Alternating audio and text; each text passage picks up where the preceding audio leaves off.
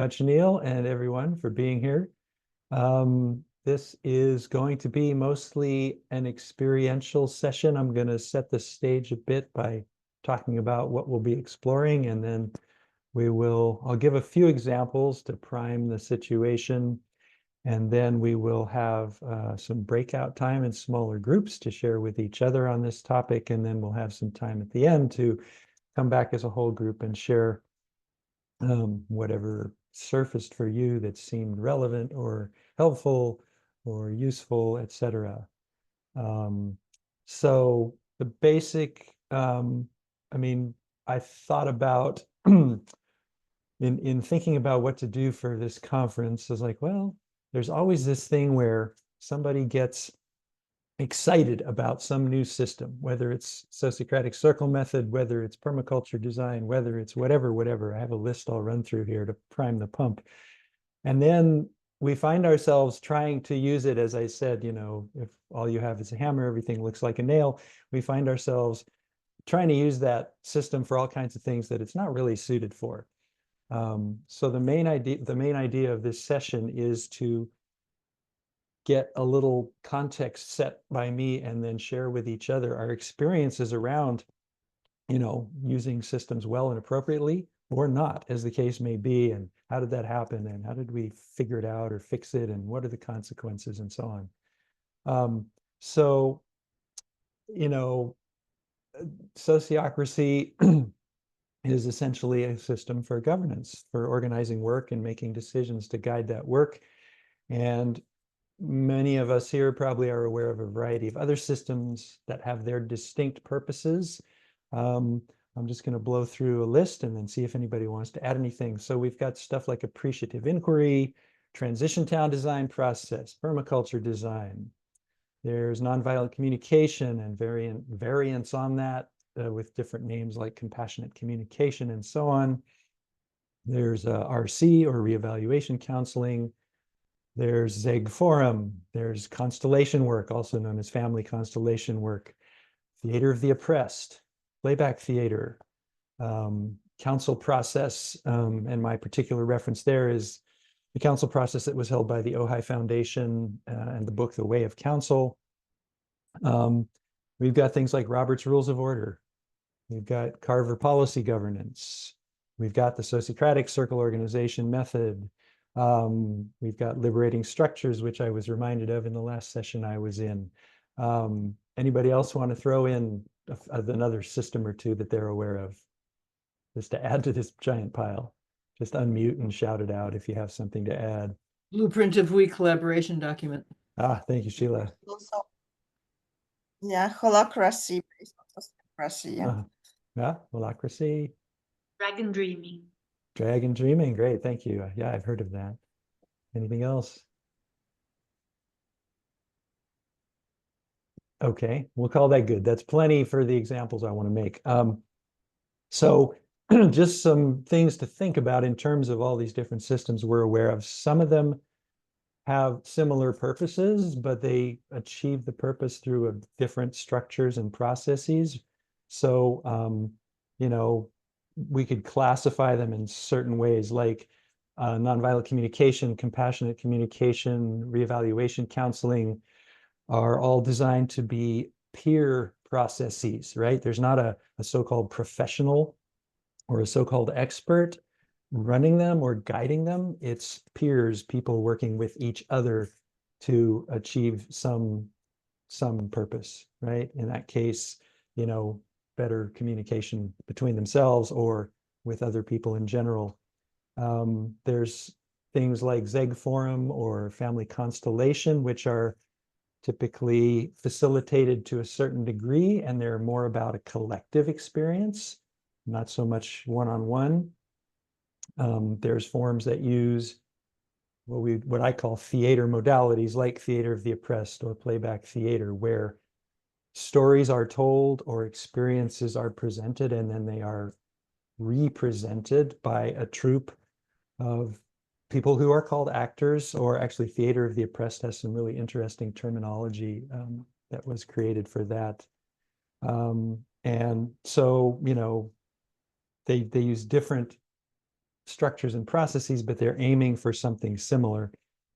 So then we have the governance ones, like Robert's Rules of Orders, Carver Policy Governance, Sociocracy, Holacracy, and so on. Some are more similar, some are more different, but they're all aiming to help a group make governance decisions for itself. And some of these are very specific, right? Like some of the peer counseling ones that we've mentioned are about, counseling and supporting each other in typically personal matters, regardless of what context they arise in. And others are more general, and they could do multiple things at once. Appreciative inquiry can be used to do appreciative inquiry in a great variety of contexts. Transition town design process is much more specific. It's about a particular idea that they've got called transition town.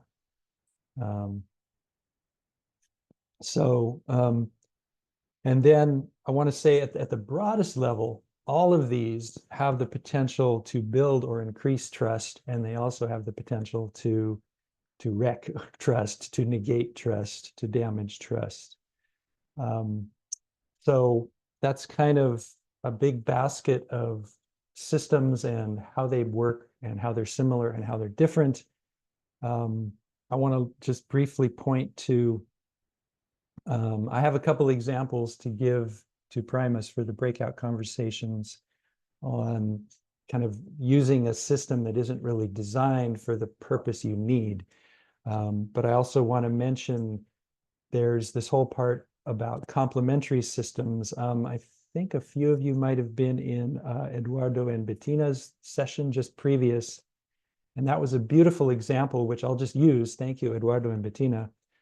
They talked about their work in agile organizations, bringing in sociocracy without naming it, or at least bringing in fundamental practices and principles of sociocracy, and complementing the agile approach to software development, which, as they pointed out, the Agile Manifesto and the Agile approach is very operations oriented, right? Getting the work done, but it doesn't provide much for the meta level of, well, how do we govern ourselves, right? How do we decide how we're going to do this operational work of developing this program, whatever it may be?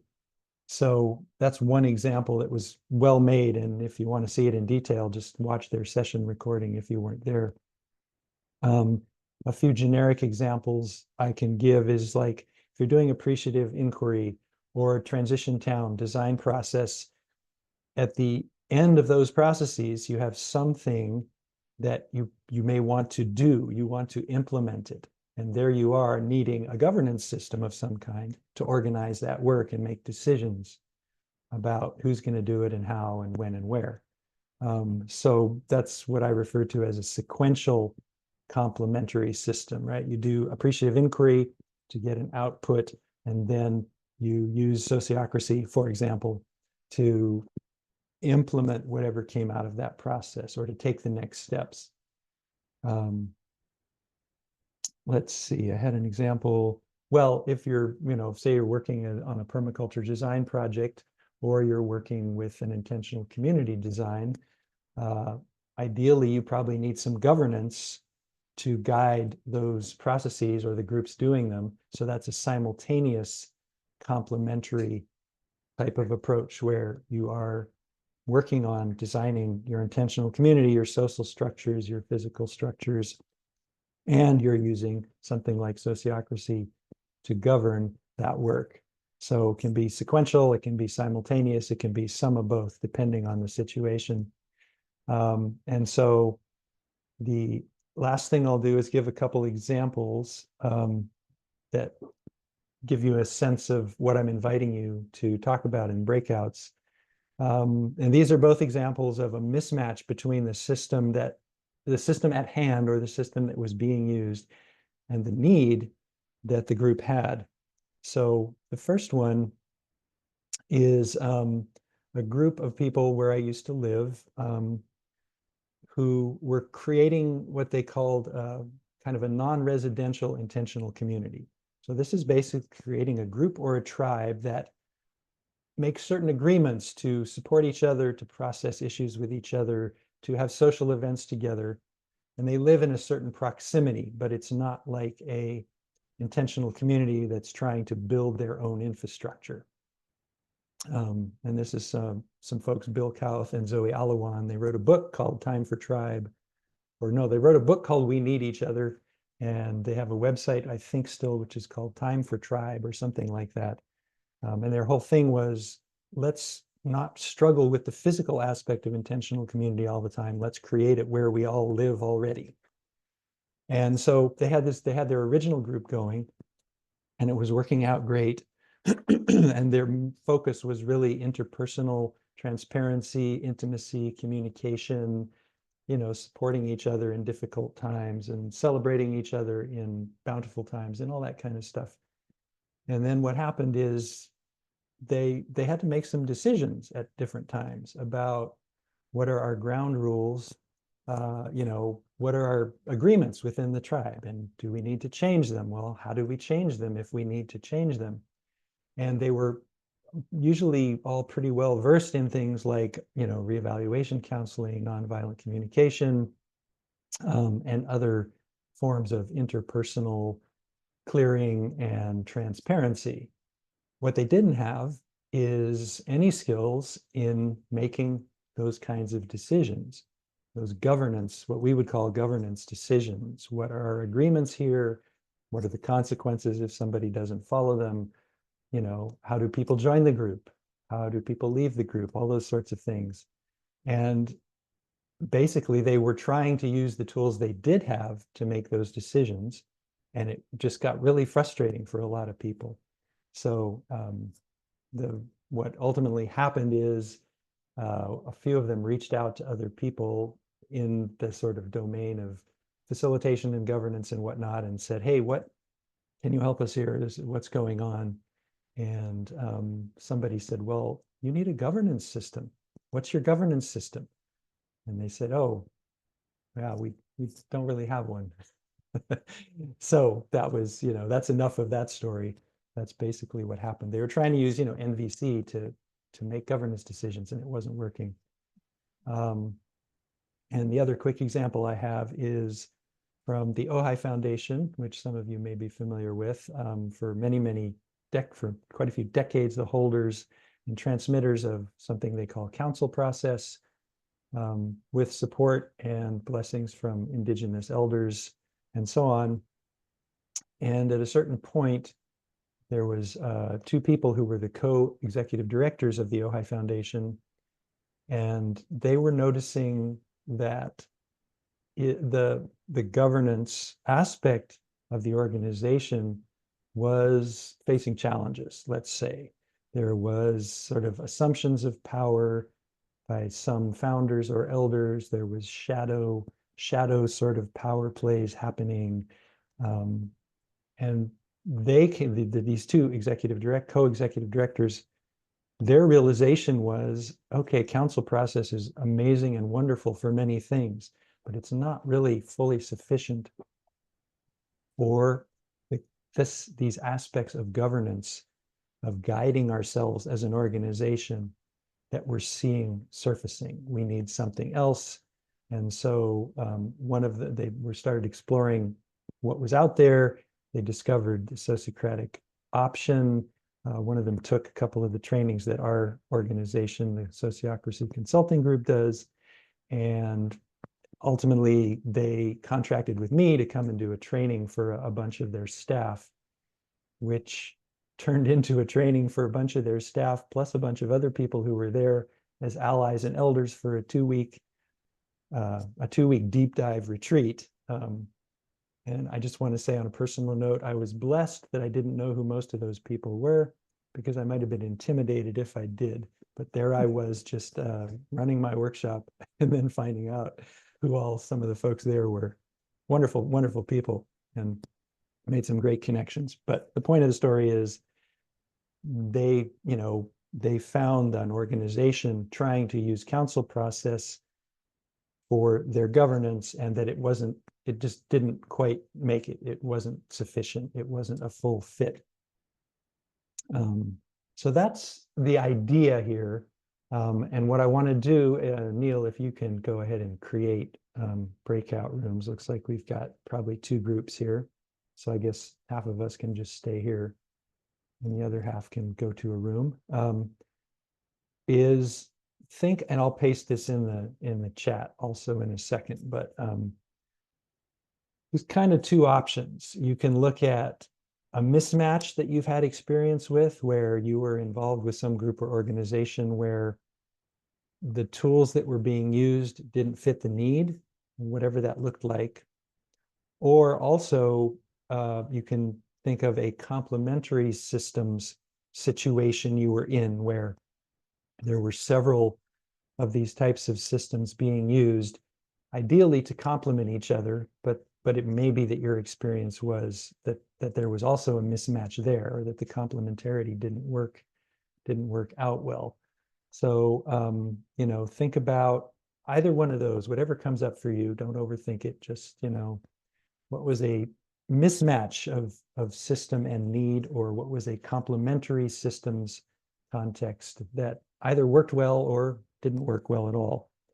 And the questions to keep in mind is like, well, how did that situation come to be? You know, how long did it continue? Did it work well or not so well? What were the consequences? And then basically just share the time in the breakout. We'll have, yeah, we're basically on time here. We'll have about 15 minutes and, you know, share a bit of that story. And then when we come back, we can share whatever seems relevant or striking to us from our smaller groups. Are there any questions at the moment to clarify before we go ahead and break out? Just unmute and ask. Okay, sounds like not. Let me just give me a sec, Neil, to paste that in the chat. There we go. Okay. Okay, so there's kind of the 2 options I outlined and some specific questions to help you dig into the story, whatever it is. So let's go ahead and reflect on whatever comes up for us. Neil, if you want to go ahead and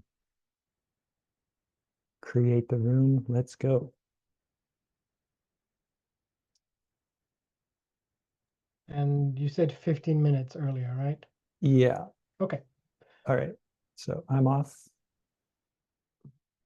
I sent some invitations and they're off. And we don't need to record this. So I think I'll probably just I'll be best suited by watching what I missed on YouTube at another time. Unless anybody wants to explain what those 2 different John, things Matthew mean. just arrived at the end of our conversation in the main room. So if you have it in you, just maybe to give him a little overview of what you presented to us, and then he can do whatever Thank you. with all of that goodness. Your choice. And you're on mute, sir. Forgot I come back muted. Thank you, Neil.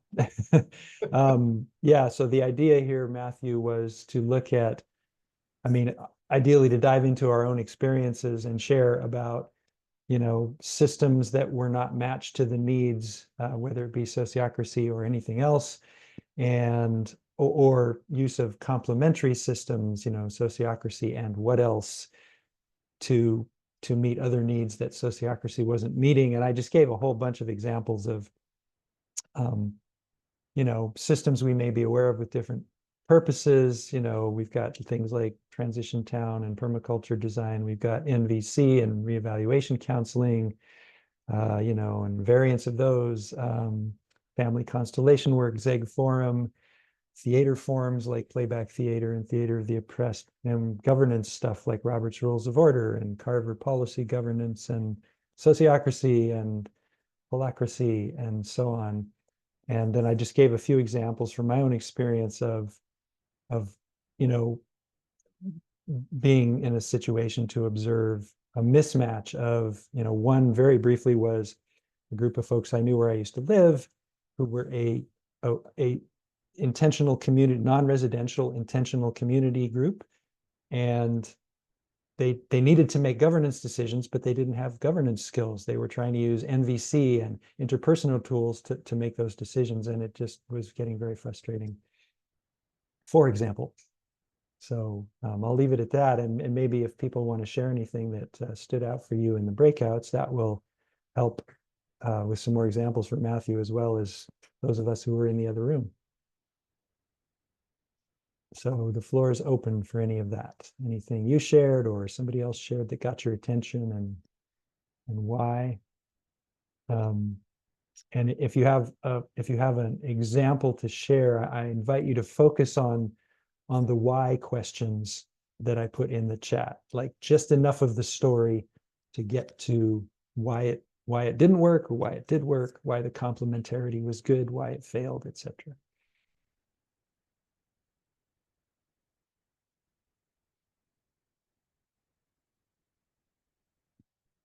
Yeah, you got it, Matthew. Saw your chat. Yeah, any kind of interpersonal systems. So I'll try to start a bit. Please. So what is not working in my experience, I have now the experience with the corporate world, and I used to have this kind of experience. So for the finance side, for example, the budgeting and OKRs, those the two systems which are coming from different logics, and they are some kind of contradictory. So the top down and bottom up thing, and it's really difficult to have them both. And it could happen that it's the company. I'm in the project that we have both, because the corporation is requiring the budgeting, and the company wants to work with OKRs. So kind of difficult decision and difficult struggle to the board that has to achieve the budget, in the same time wants to work with the people with the OKR system. So this is something which is the case. Thank you. And Paulina, can you just describe very briefly the OKRs for people who are not familiar? Yeah, OKRs are the objective and key results. And so this is that you establish the aim for the company, for example, and people are choosing what they will do towards this aim, and they are establishing their own objective and how they will measure them. Instead, the budget is given and you have to do the targets. So this is the difference. Right. So the OKRs are coming more bottom up, and Yeah. the budget number is handed down from the top. And yes, Mm. okay, good example. Do you have any thoughts on what might resolve that? We'll see, but I said that probably the board will struggle with this, but they have to somehow, if they decided to take the OKR's choice for the company, they have to put on themselves this weight of the decision and the consequence of the decision, and give the people the choice to do the OKRs, and they have to declare the budget, and that's it. Yeah, they have to keep on themselves, so it will be difficult for them, in the same time for me good for the organization. Okay, great, thank you. Other examples or other shares that came out of the examples in your group? I can do one. It was a takeaway from several examples that we gave in our group, where there's a membership group, and then there's a consultant who's the developer or the builder, and in some cases it was not clear. That we had several examples of that, actually, and in some cases it was not clear where the boundaries were. It wasn't clear to all the members anyway. And in some cases it was clear. And the difference is, are those boundaries made clear from the outset, and does everybody understand them? Yeah, clarity of domains, as we might say. Yep.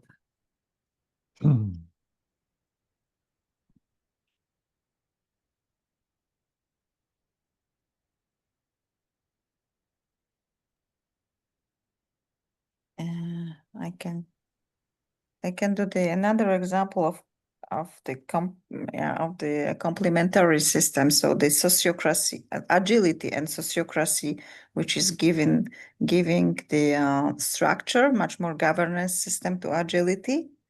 And in the same time, OKRs could be also the source of aims for the circles. And we see that could be a way of communication inside the circles. Those are things that could be compatible with the structures. Yeah, Paulina, were you in Eduardo and Bettina's session? Yes, yes, Yeah, yes. yeah. So for those, I mentioned at the start, but for Matthew, Eduardo and Bettina did a session just prior to this, and that was their example. It's a specific example of what I'm inviting us to explore, of agility, agile practices in software development, complemented by sociocratic governance.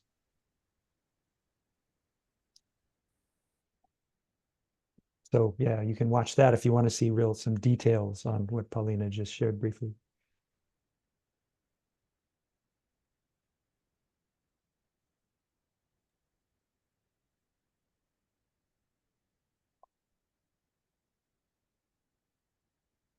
And I will ask Barbara to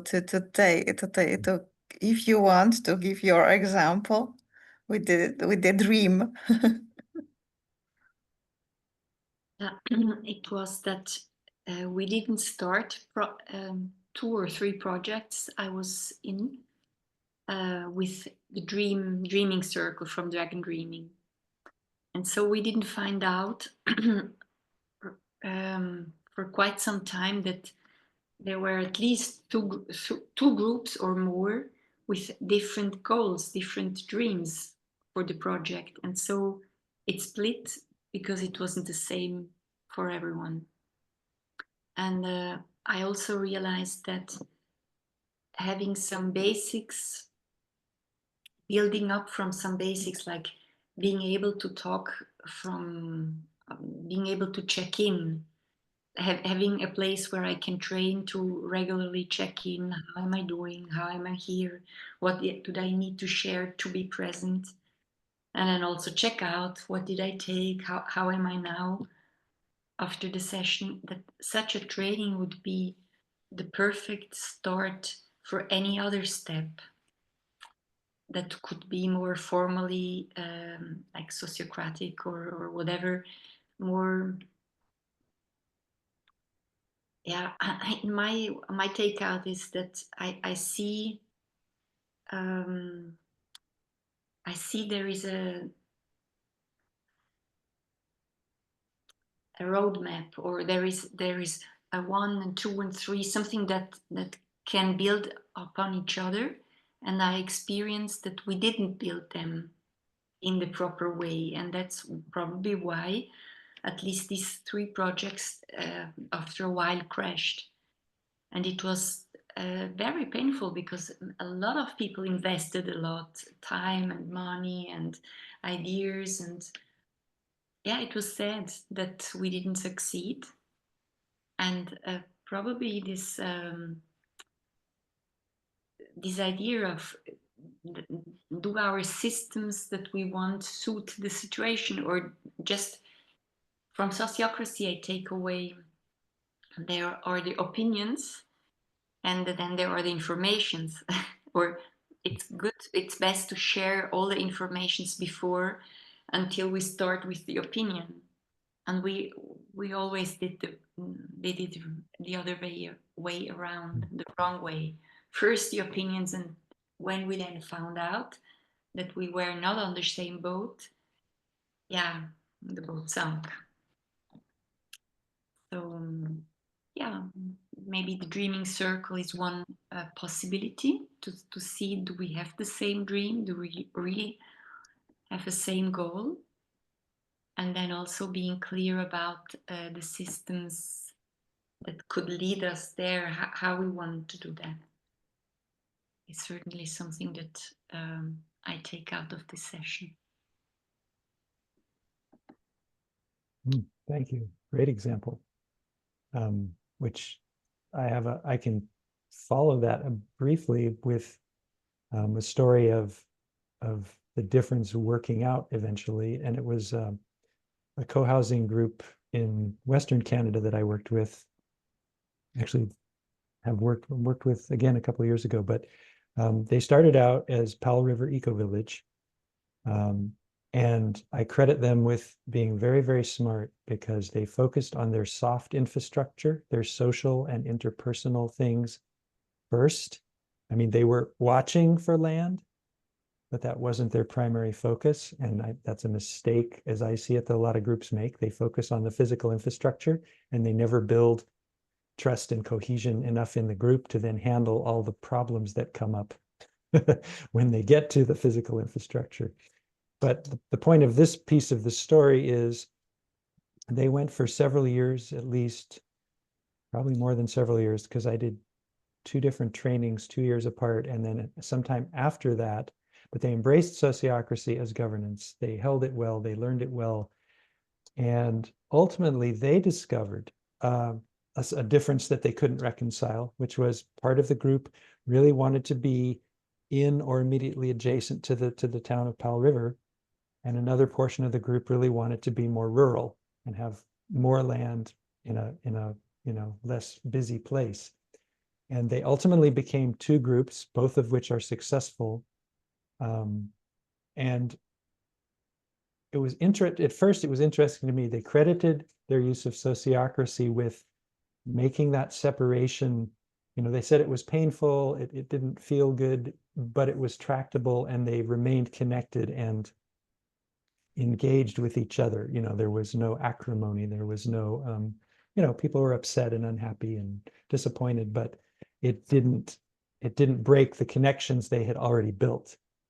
And I realized, well, in working sociocratically for some number of years, that was one of the tools that had given them what Barbara was describing as a certain amount of trust and cohesion in other ways, so that when this difference of location, desire surfaced, they were able to hold each other well enough to work through it and ultimately decide to separate.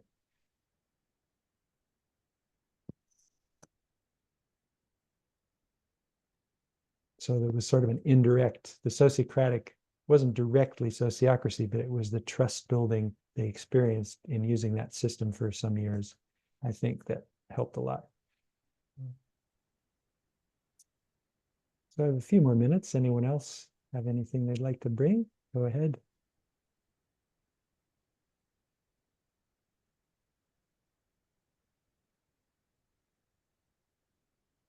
Kate, did you want to say a few words about your situation? Any piece of it that bubbles up? No pressure, just asking. Yeah, well, I think Sheila kind of shared the example I had given, but I'm just thinking about how what's out there to help a group discern when they want to use multiple systems of what questions they should be asking themselves, how to know what each system does well. Yeah, that's where my mind's at now. Mm-hmm.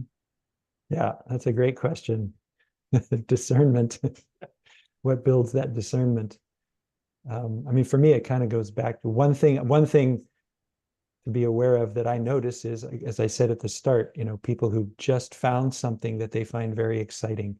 And so it becomes their one tool, their hammer, and they're trying to hammer every nail with it. Like if you notice yourself having that experience, or if you're seeing someone else, you can inquire, you can be curious about, well, what is that good for? And what is it not good for? Where does it work and where doesn't it work?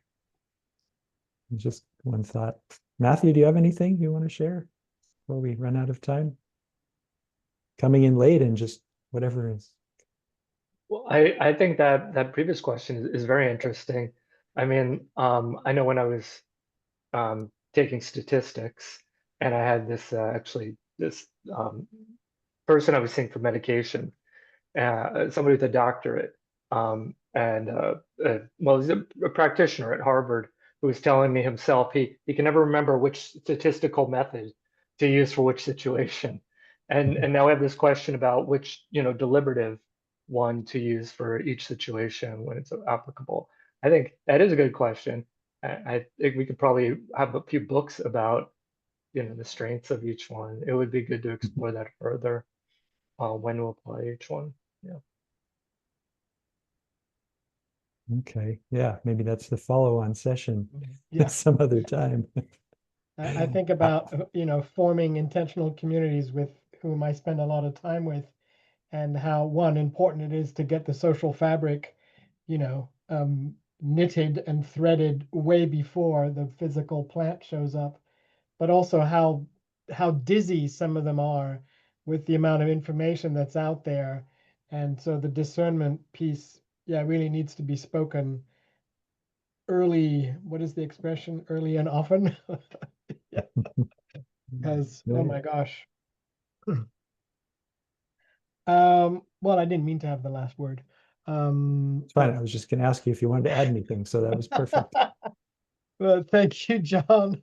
Thank you, everybody else. Always sort of introspective conversation and questions you bring to us. So thank you very much.